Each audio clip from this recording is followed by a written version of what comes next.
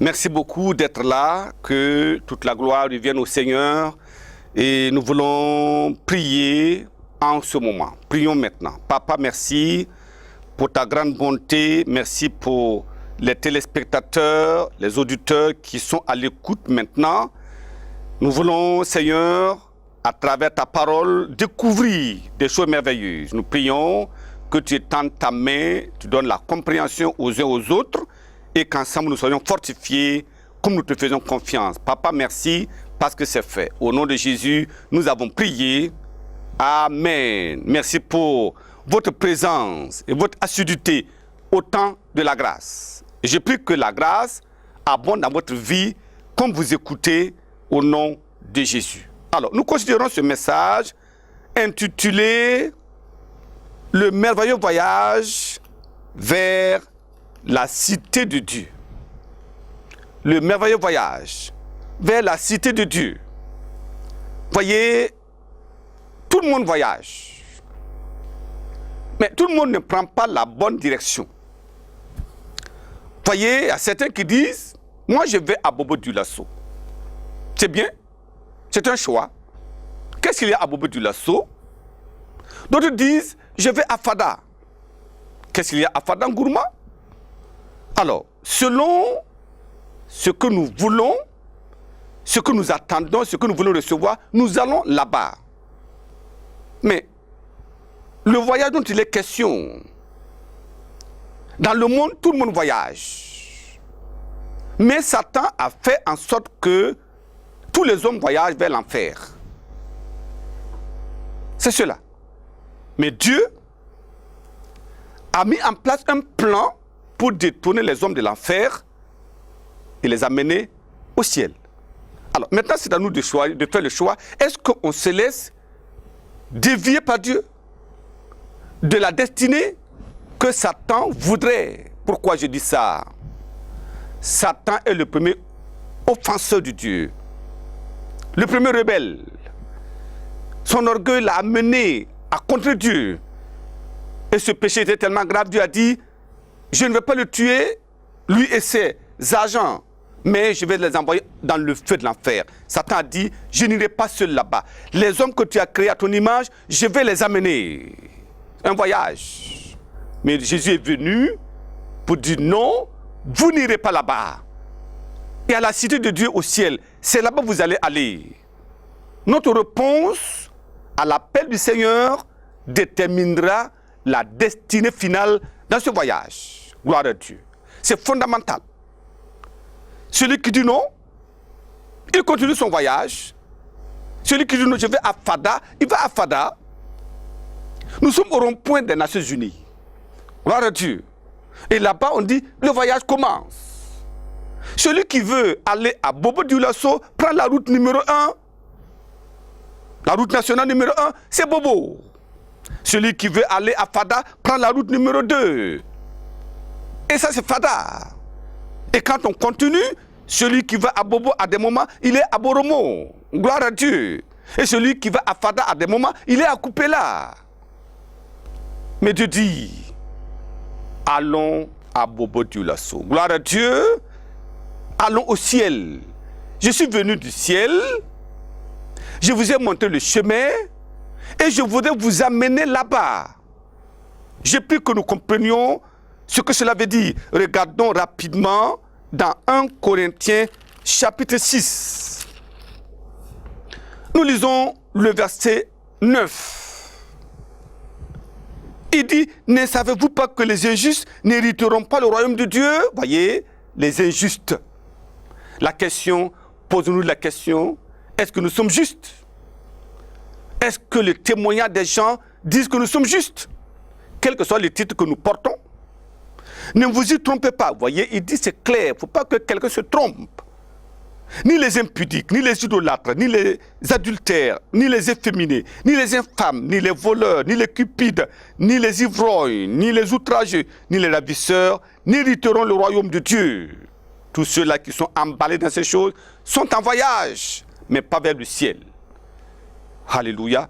C'est tellement important de noter ceci et de demander la grâce à Dieu. Mais regardons dans Romains, chapitre 3. Ce n'est pas la fin de l'histoire. Et nous lisons le verset 23. Romains, chapitre 3, verset 23. Il dit, car tous ont péché et sont privés de la gloire de Dieu. Voyez, tous, enfants, jeunes, tout le monde.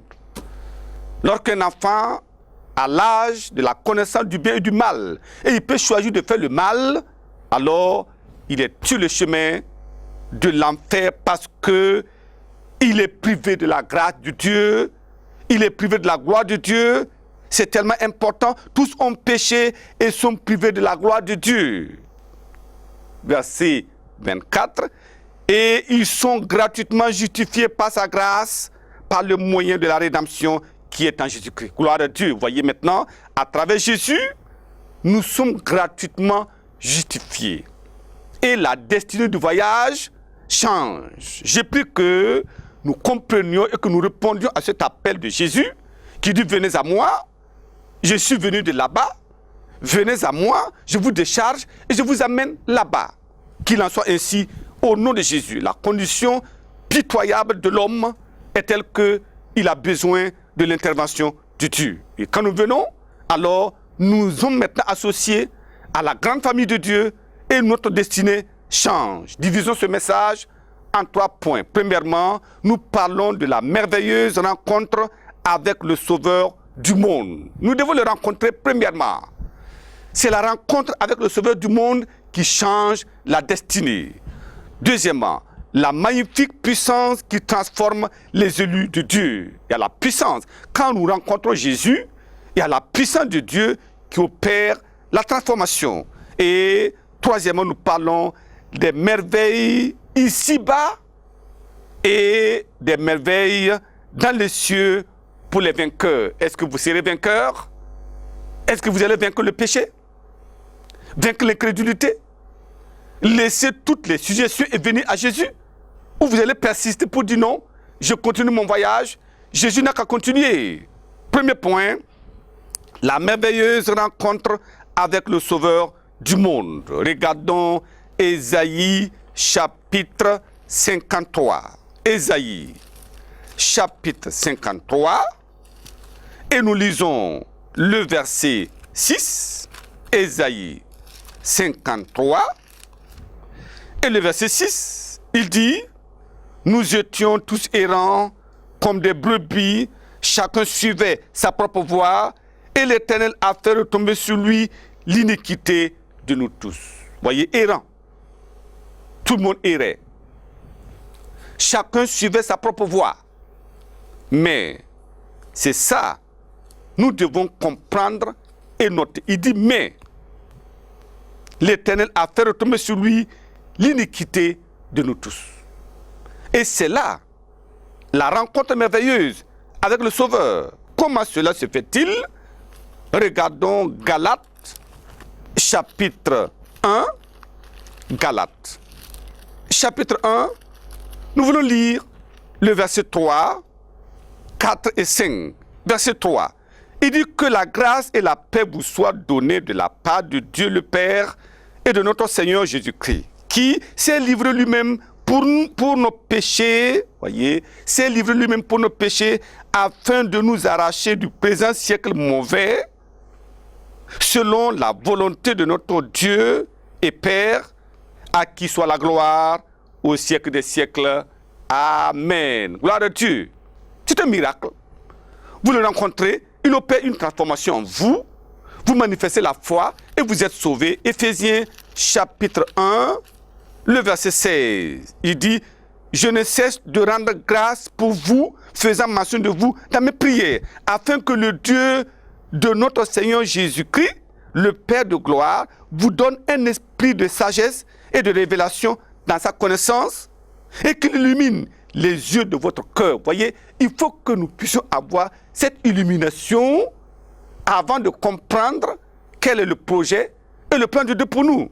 Voyez, quand nous comprenons cela maintenant, nous pouvons courir à lui. Verset 2 du chapitre 2, voyez, Éphésiens chapitre 2, lisons même du verset 1. Il dit, vous étiez morts par vos offenses et par vos péchés, dans lesquels vous marchiez autrefois, selon le train de ce monde, selon le prince de la puissance de l'air, de l'esprit qui agit maintenant dans les fils de la rébellion. Nous tous aussi, nous étions de leur nombre. Alléluia. Mais qu'est-ce qui s'est passé? Jésus-Christ est venu, il nous a rapprochés avec lui.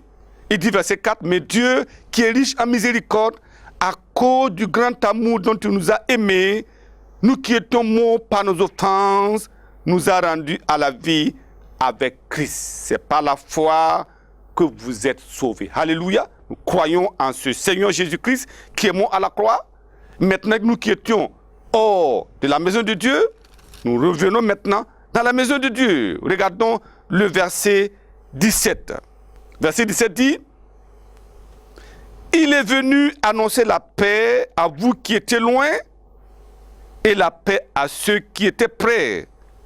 Car par lui, nous avons les uns et les autres accès auprès du Père dans un même esprit. Verset 19, ainsi donc, vous n'êtes plus des étrangers ni des gens du dehors, mais vous êtes concitoyens des saints, gens de la maison de Dieu. Donc maintenant, vous voyez, il nous a détournés du chemin de l'enfer. Nous faisons partie de la famille de Dieu et maintenant, le voyage commence. Nous nous préparons pour un grand voyage, un merveilleux voyage vers la cité de Dieu. Alors, voyons le deuxième point, la magnifique puissance de Dieu qui transforme. Quand vous répondez à l'appel de Jésus, confessez vos péchés, parce que son sang est là pour laver. Alors il y a une puissance qui opère la transformation. Jean, chapitre 1, nous lisons le verset 12. Il dit là-bas, verset 12, mais à tous ceux qui l'ont reçu, à ceux qui croient en son nom, elle a donné le pouvoir de devenir enfants de Dieu, lesquels sont nés non du sang, ni de la volonté de la chair, ni de la volonté de l'homme, mais de Dieu. Voyez, nous devenons enfants de Dieu par la puissance de Dieu qui opère le miracle. Voyez, le pouvoir, la puissance qui transforme un pécheur en un saint, un malfaiteur en un bienfaiteur, un injuste en un juste. Ça, c'est ce que la puissance de Dieu opère dans la vie de ceux qui entendent et répondent à l'appel de Dieu. Regardons 2 Pierre. Qu'est-ce qui se passe là-bas? 2 Pierre, chapitre 1. 2 Pierre, chapitre 1, lisons à partir du verset 3. 2 Pierre, chapitre 1. Lisons du verset 3. Il nous dit là-bas, verset 3, comme sa divine puissance nous a donné tout ce qui contribue à la vie et la piété au moyen de la connaissance de celui qui nous a appelés par sa propre gloire et par sa vertu, lesquels nous assurent de sa part les plus grandes et les plus précieuses promesses, afin que par elles vous deveniez quoi? Alléluia. Vous deveniez participants de la nature divine, en fuyant la corruption qui existe dans le monde par la convoitise. Donc la puissance de Dieu vient, opère une transformation dans la vie de l'homme, pécheur que nous étions. Il y a une opération pour enlever le péché et il y a la puissance de Dieu qui envoie la nature divine en nous maintenant et nous devenons enfants de Dieu, nous ressemblons à Dieu par notre caractère, par nos attributs, par tout ce que nous voulons, parce que maintenant nous avons été transformés d'enfants rebelles en enfants dociles. Gloire à Dieu. Nous avons été transformés d'un pécheur allant en enfer à un saint qui va au ciel. Ça, c'est la puissance de Dieu qui opère cette transformation. Si nous ne venons pas à lui, comment cela va s'opérer. Non. Donc, on a besoin de comprendre que nous avons besoin de la coopération. Certains pensent que on peut continuer dans le péché et arriver au ciel. Regardons dans Romains chapitre 6, le verset 1. Qu'est-ce que la Bible dit? Que dirons-nous donc? Demeurions-nous dans le péché afin que la grâce abonde? Non. Est-ce qu'on va demeurer dans le péché? Non. Verset 2, la réponse, loin de là. Nous qui sommes morts au péché, comment vivrions-nous encore dans le péché? Comment? C'est pas possible, c'est contre nature. Regardons au verset 6. Il dit, sachant que notre vieil homme a été crucifié avec lui, afin que le corps du péché fût détruit, pour que nous ne soyons plus esclaves du péché. L'enfant de Dieu ne peut plus être dirigé, téléguidé vers le péché. Ce n'est pas possible parce que la semence en nous refuse cela. Oui, on peut tomber par inadvertance, mais on ne se lève pas connaissant que ça c'est le péché et on va commettre le péché. Non, j'ai pris que la puissance de Dieu nous amène à ce point au nom de Jésus. C'est tellement important de comprendre que lorsque nous sommes transformés en enfants de Dieu, en pèlerins vers le ciel, Dieu donne la capacité, la puissance, l'autorité sur le péché, afin que nous puissions mener une vie de sainteté. Ce n'est pas par notre propre force, mais par la puissance de Dieu. Regarde le verset 10, il dit quoi? Car il est mort, et c'est pour le péché qu'il est mort, une fois pour toutes, et il est revenu à la vie, et c'est pour Dieu qu'il vit. Vous voyez, il est mort pour le péché. Donc le péché ne doit plus avoir le pouvoir sur nous. Verset 18. Il dit là-bas, ayant été affranchi du péché, vous êtes devenus esclaves de la justice. Affranchis. Le pouvoir du péché anéanti. Nous sommes devenus esclaves de la justice parce que maintenant, la semence de Dieu en nous nous pousse vers la justice. Nous amène à poser des actions de justice. Et nous marchons avec lui dans la justice. Parce que maintenant, c'est le dictat de Dieu qui compte. Et nous sommes maintenant guidés, contrôlés par le Saint-Esprit qui nous amène à poser de bonnes actions, à marcher dans la vérité, dans la justice. Et nous sommes en train de nous préparer pour ce grand voyage. J'ai pris que nous puissions comprendre cela et l'accepter au nom de Jésus. Verset 22. Mais maintenant, étant affranchi du péché, vous voyez, étant affranchi du péché et devenu esclave de Dieu, vous avez pour fruit la sainteté et pour fin la vie éternelle. Gloire à Dieu. Ça, c'est la fin de toutes choses. Quand nous sommes affranchis du péché, on devient esclave de Dieu. Parce que l'Esprit de Dieu qui nous guide maintenant, nous téléguide et nous amène à poser des actes qui honorent Dieu et qui honorent l'Église de Dieu. Et maintenant, il dit, le fruit de tout cela, c'est la sainteté de vie. Et la sainteté de vie dans le croyant a pour fin la vie éternelle. Je prie que Dieu fasse cela une réalité dans notre vie au nom de Jésus. Troisième point, les merveilles ici-bas et dans les cieux pour les vainqueurs. Il y a un combat qui est mené, mais les vainqueurs hériteront du ciel. Vous voyez, quand vous voyagez, il y a des embûches sur la route, il peut y avoir des accidents sur la route, il peut y avoir des brigands sur la route. Donc, il y a des obstacles sur la route.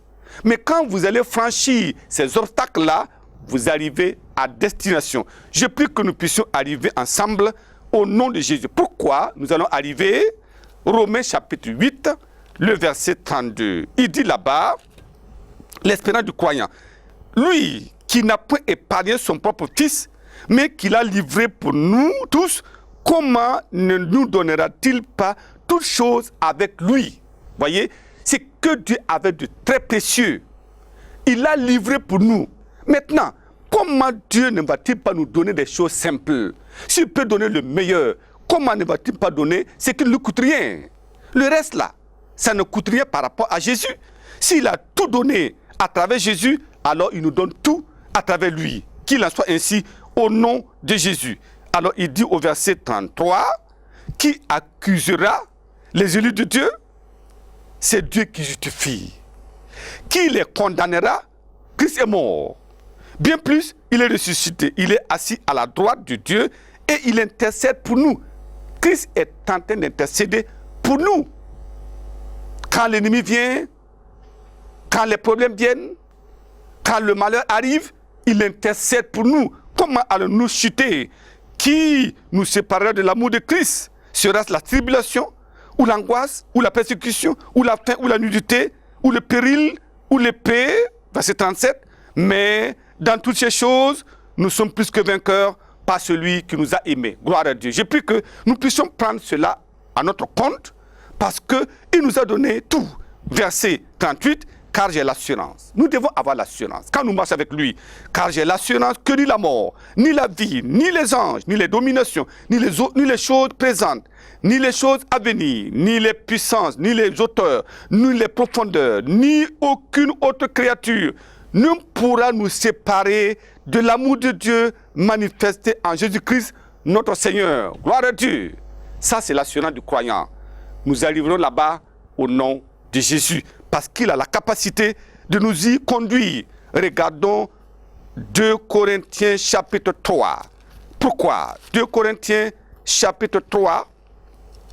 Nous lisons le verset 18. Il nous dit au verset 18 là-bas. Il dit, nous tous qui, le visage découvert, contemplons comme dans un miroir la gloire du Seigneur. Nous sommes transformés à la même image, de gloire en gloire, comme le Seigneur, l'Esprit. Alléluia. Comme nous contemplons Jésus, dans sa beauté surnaturelle, dans sa sainteté surnaturelle. Alors, il dit que comme nous contemplons cette beauté-là, alors nous sommes transformés en la même image, de gloire en gloire, comme le Seigneur, l'Esprit. Donc, plus nous le contemplons, et plus nous aspirons, et plus nous prions, et plus Dieu accomplit le miracle et nous amène à la ressemblance du Seigneur Jésus-Christ, comme nous sommes en train de nous préparer pour le ciel. Apocalypse chapitre 2. Apocalypse chapitre 2, le verset 7. Qu'est-ce qu'il dit là-bas? Apocalypse chapitre 2, verset 7. Et voici, il vient avec les nuées, et tout œil le verra, même ceux qui l'ont percé, et toutes les tribus de la terre se lamenteront à cause de lui. Oui, amen. Je suis l'alpha et l'oméga, dit le Seigneur, celui qui est, qui était, et qui vient, le Tout-Puissant. Jésus viendra pour nous chercher, et nous irons au ciel avec lui. Alléluia. Premièrement, il nous amène au ciel pour le festin de notre Lion. Nous reviendrons maintenant avec gloire avec lui pour la guerre d'Armageddon. Alléluia. Et pour régner avec Christ pendant 1000 ans sur la terre avec lui. C'est extraordinaire. Je prie que nous puissions regarder à ces choses et nous allons rejeter le péché loin de nous au nom de Jésus. Apocalypse chapitre 21, le verset 10, il dit là-bas. Verset 10, il me transporta en esprit sur une grande et haute montagne et il me montra la ville sainte, Jérusalem, qui descendait du ciel d'auprès de Dieu, ayant la gloire de Dieu. Son éclat était semblable à celui d'une pierre précieuse, très précieuse, d'une pierre de jaspe transparente, comme du cristal, oh Dieu. Voyez, quand vous regardez la description du ciel, vous direz au Seigneur, est-ce que je ne veux pas aller maintenant? Nous irons à notre temps, mais le voyage a commencé. Préparons-nous, apprêtons-nous, vivons la vie de sainteté, nous serons là-bas au nom de Jésus. Voilà pourquoi nous sommes appelés maintenant. Ceux qui croient sont appelés. Ceux qui ne croient pas sont appelés. Les pécheurs sont appelés. Les saints sont avertis. Alors voilà pourquoi nous voulons ensemble prier. Est-ce que nous avons fait un choix du voyage? Comme je l'ai dit, certains ont dit je vais à Bobo. D'autres disent je vais à Fada. Mais si vous choisissez Bobo, allez, prenez la route numéro 1 de Bobo. Si vous avez choisi Fada, allez. Et le Seigneur dit que le méchant continue dans sa méchanceté, que les justes continuent. Après avoir entendu la parole, il peut dire non, je continue. S'il continue, il arrivera à sa destination. Mais comme vous entendez, que le juste encore soit plus juste et que le saint se sanctifie encore. Ça, c'est la parole de Dieu. Alors baissons la tête pour la prière en disant à Dieu, Seigneur, aide-moi à me préparer pour ce voyage. Je voyage vers le ciel. Christ a tracé la route. Son sang m'a lavé, m'a purifié. Si tu n'es pas encore lavé, tu viens, tu dis, Seigneur, lave-moi par ton sang, purifie-moi, enlève le mauvais caractère, mets en moi ton esprit et ta nature et donne-moi de prendre le voyage. Le Seigneur nous aidera au nom de Jésus. Prions maintenant. Papa, je te remercie pour toutes ces personnes qui entendent ta parole et qui se laissent toucher par elle. Et comme ils se déterminent à mener cette vie merveilleuse, comme ils se détournent du péché, ils se détournent en même temps de l'enfer. Je prie, Seigneur, que ta puissance les convainc à se détourner, à écouter, à répondre à ton appel, afin que le miracle du salut soit opéré et que la transmission ou le transfert dans le royaume de Dieu se fasse et que par la puissance de Dieu, la transformation soit effective et que nous commencions le voyage en t'aimant, en proclamant la parole de Dieu jusqu'au jour où tu paraîtras dans les airs et tu nous enlèveras de la terre pour aller là-bas au nom de Jésus. Père, merci parce que c'est fait. Que toute la gloire te revienne. Au nom puissant de Jésus, nous avons prié. Amen. Que le Seigneur vous bénisse abondamment.